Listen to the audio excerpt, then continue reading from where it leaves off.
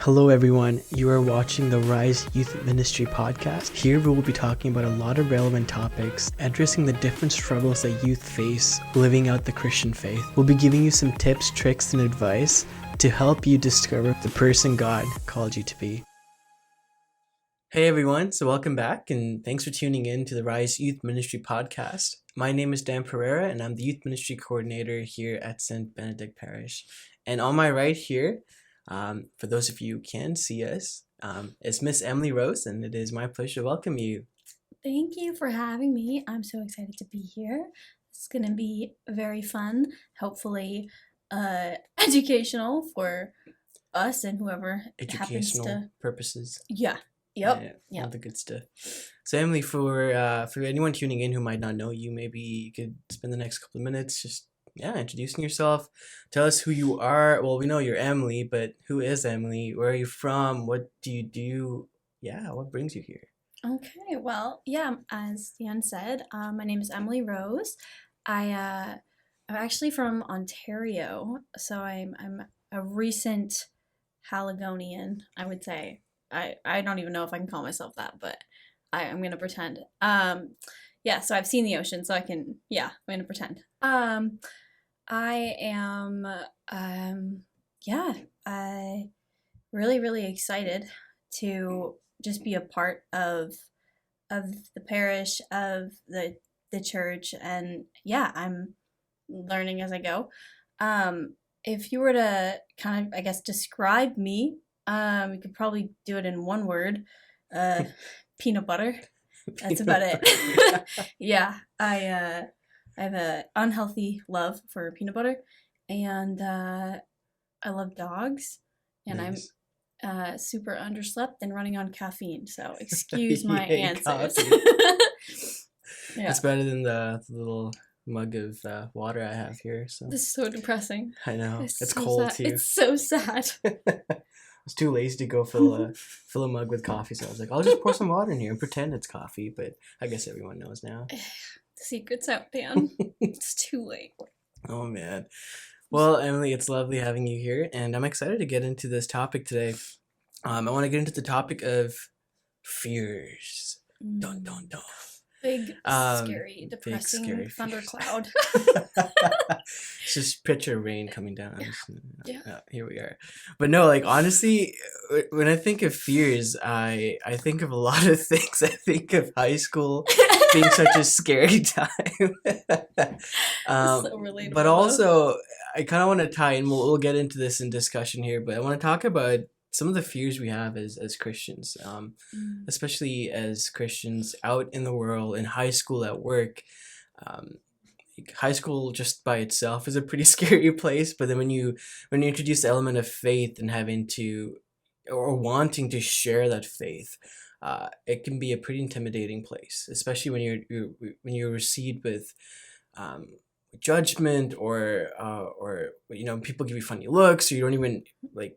Yeah. Even if that's not, if that doesn't exist, there's still this sense of like, I don't want to be the weird guy who talks about Jesus or even tells people that I'm going to church or that I'm a churchgoer. Yeah, exactly. Or even just saying like, I don't want to be different. Like, yeah. Oh. Yeah, which is hard. And like, if anyone listening here, like if any of you guys are like me, I don't want to stand out sometimes, like I want to blend in. I want to be chameleon. Just, I go to someone's house or I go to a party and I just want to, just blend in, don't want to make a mess of myself. And so, so I'm excited to get into this topic. To maybe kick us off, Emily, like when you hear of fears, like what comes to your mind? Like, are there fears that you kind of had growing up? Maybe actually, let's step back a little bit. Maybe you can give us a little bit of an introduction to like your faith. Like, what was your faith like growing up? What did it look like? Okay, so I grew up, like my parents took me to church all the time, like every Sunday. We prayed as a family, and it was good. But because my faith was really impersonal, I didn't really have it for myself. I kind of just followed along, and so I was afraid to explain or be questioned about it when I didn't have the knowledge to explain. If someone had asked me like, why do you believe in Jesus? I'm like, I would just kind of shut up because like I wouldn't know how to defend that at all. So I was terrified. So very frequently, I remember trying to like hide it or like not talk about it. Just like maybe not hide it, but deliberately, but like. But they avoided it altogether. Yeah, exactly. Definitely like avoiding it. Yeah. And then in high school, it was pretty similar. Like, yeah, I would still go to church with my family, but it pretty much ended there. I didn't take it home with me. Right. I didn't take it to school with me. Definitely not. Yeah, until later on. So yeah, I was I was questioned about it though, because I did dress differently. I remember like my parents were always really big advocates for modesty, and I remember being so mad about it. Like I was like, I don't want to dress differently. People are gonna know that I'm different. Like they're gonna see me as weird, and I wanted to fit in really badly, really really badly. Yeah, I was not super like charismatic, I guess I would say. Like I didn't really blend in super well. I was a little bit, I was pretty awkward, and so I don't know, I just really wanted to fit in, and like dressing differently, and I don't mean like incredibly differently. Like I just mean like a little bit higher necklines, or like not showing my shoulders, or like just like the normal like modesty things that you think of. But I also didn't know why, like why that was imposed on me, and so I was like really mad about it, and I was like, I'm terrified that people are gonna call me out for that. Like I don't want to be different. And that hit me really hard until recently. Like when I actually like just decided to do some digging and then like figure out why it is that we actually as Catholics want to dress modestly, and it's not actually like, it's not something to oppress you, but actually to free you. And so that was like very very very freeing and awesome to learn. It's like almost like understanding the why behind it, not just buying into a rule that was kind of set. Yeah. Like in your faith. Yeah. That's right. I remember very vividly this one time. Similarly, like kind of like blending in, like the idea of wanting to blend in. I was in high school, and a group of my friends would come up to me and say like, yeah, Dan, like let's hang out over the weekend. Let's do something on Sunday morning. And I was like, oh no, Sunday morning, I go to church and I don't want to go, but my parents take me. But I remember just being so afraid to just mention the thought or the idea at church. And I remember making some lame excuse. I'm like, yeah, like I think mom wants me to go get some groceries, and some dumb excuse like that. Just because I was afraid, because I was like, what if my friends were to think differently of me, right? Like if they knew what I really did on Sunday, or if they really knew that I loved Jesus and wanted to pursue this relationship with him, maybe they would look at me differently and think I was one of those Jesus freaks, right? And it's crazy because it hit me so hard. I remember a priest once telling me, he was like if you had, like, you say your best friend and you were out, grabbing dinner, and someone were to come up to you and say like Dan, like who's that next to you? And obviously like that's my best friend, but what if for some reason I just denied the fact that I was sitting with my best friend, I was having dinner with my best friend? What if, like, in that instance, I just completely denied that he even existed? And this priest was saying, like, Dan, like, you do that with Jesus. And I was like, it hit me right in the feels. I'm like, oh, if here's Jesus, the King of the universe, who I love, and I want to have this relationship with him. He's my best friend. He's my father, my provider, my protector. Yet I deny, how many times to deny the fact that he even exists? Right? Like, I'd be sitting with my meal in front of me, like just afraid to make the sign of the cross. I'll do like the little fly swatter thing, and I'm like, why am I so afraid? Right? And I think it comes down to not wanting to be judged, not wanting to stand out. And I think at that time too, it was like not knowing why. Exactly, yeah. I think of like the apostles and like John the Baptist, and like the radical kind of like boldness they must have had to have. And like I want that now, like so much. Like I would just want to like stand and like be like so brave and just say like, I love Jesus. I'm like, and I'm so proud to love Jesus. But even now, like, I'm like, people are gonna definitely think I'm weird. But like, yeah, it's an everyday sort of fight. But like, that's what kind of what we're called to, you know, like, and once we kind of accept and like really, I guess, give into that and like ask for that bravery, that strength, it's given. Like God will give that to you, and yeah, it's good. Yeah, no, definitely. Like I was just thinking of the words where Jesus talks about like if the like if you're afraid, know that the world hated me first, right? Like the idea of like, yeah, like they might hate me, but no, they hated Jesus first, and I'm like, yeah, that speaks for itself. Like, what am I afraid of, right? And what are some other fears when it comes to, I guess, sharing the faith or just making the faith known that you would think people often struggle with? When I was in college, I don't know if this is like too deep or not, but when I was in college, I used to like I used to like drink and party quite a bit.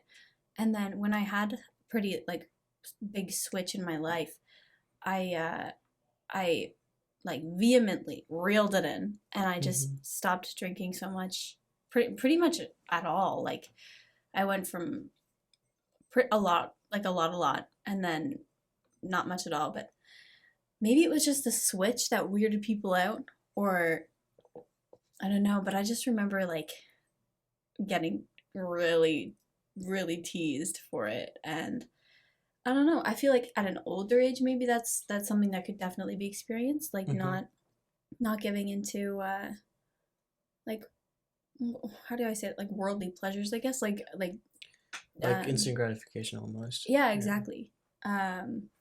And just like having temperance and prudency is key. Yeah, yeah. Still learning that for sure, but I just remember like being so scared to tell people why I just like didn't want to get super drunk anymore, you know? And I would just say like, "Oh, I forgot my ID. Whoops." Or like I don't know. "Oh, dang, forgot my wallet. Darn, can't go drinking." And then I just like it took me forever to just say like, "I don't want to go and give up my self-control completely." And like yeah, that was hard. That was really hard to explain. Yeah. Or like a big one is oh, I totally lost my train of thought. Whoops.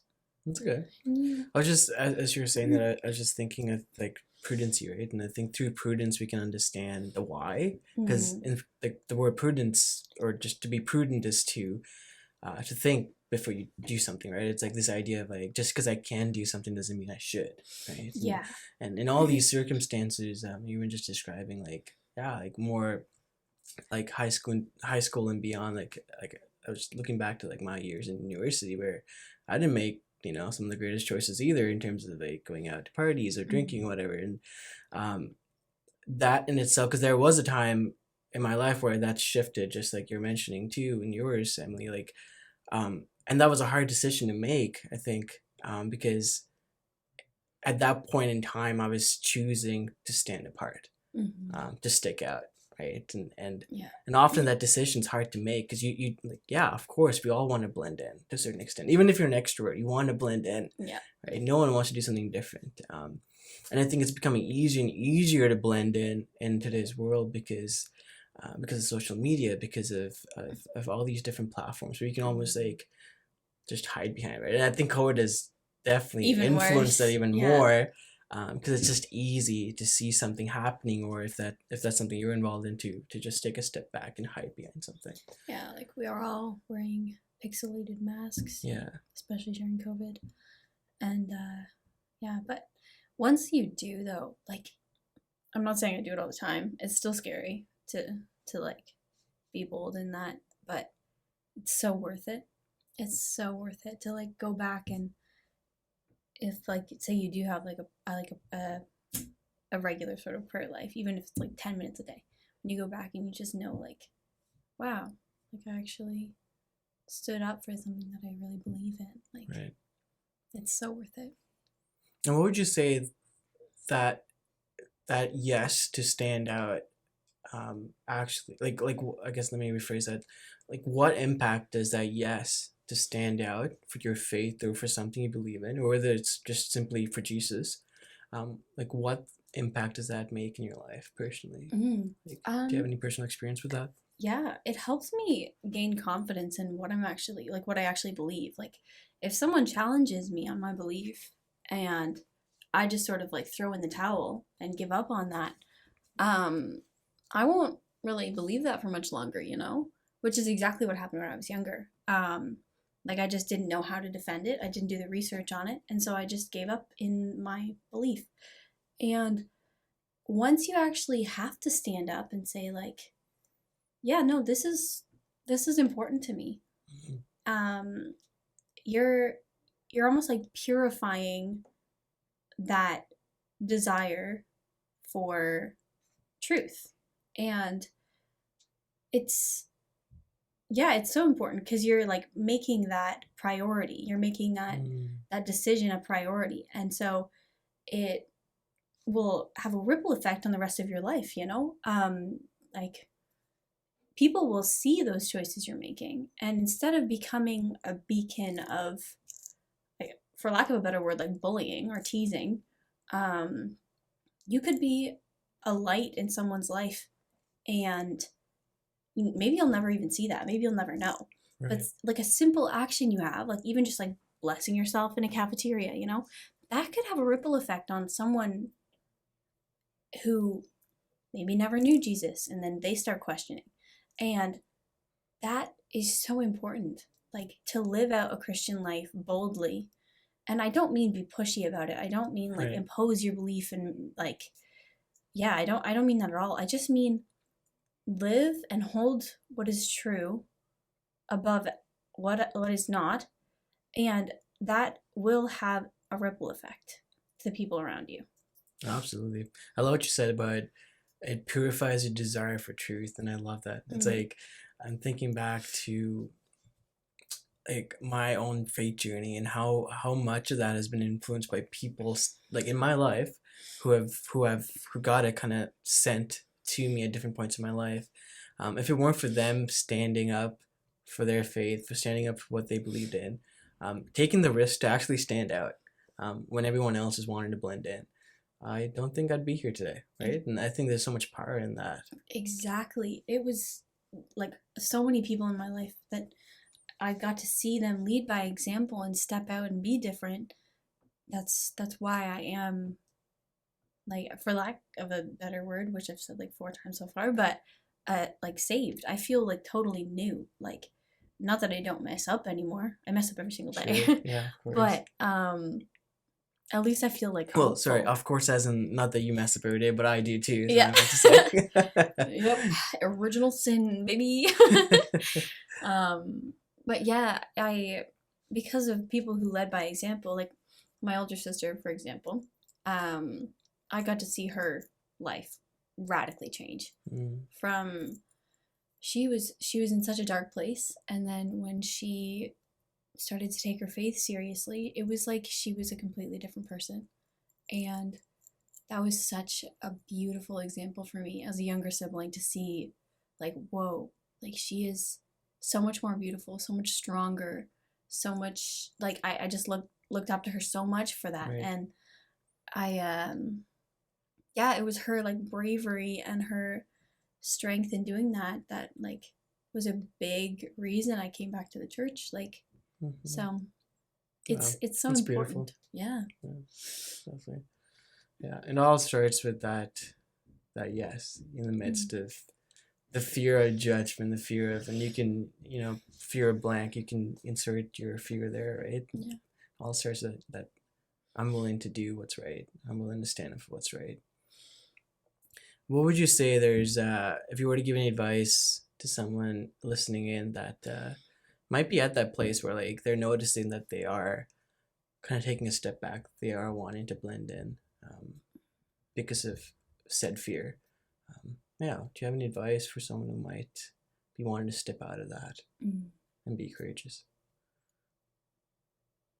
I think the heroes in the story, of every story, are the ones who are different. And I think everyone is the main character of their own story. And if you blend into everyone else, your story won't have a chance to be told. Wow. Yeah, that's powerful. Yeah. I love that. All right. Well, I feel like that's a good place to kind of wrap things up. Yeah. Thank you so much, Emily, for being a part of our episode today. And thanks for listening to my sleepy rambles. hey, that's awesome. I'm gonna go get a cup of coffee, an actual cup of coffee after this. Not just cold water. Woo! Lovely cold water. All right, guys. Well, that brings us to the end of our episode of this podcast, and thanks for tuning in. We hope you have a wonderful day wherever you are, wherever you're tuning in from. Yeah, may God bless you and take care. Bye. Bye.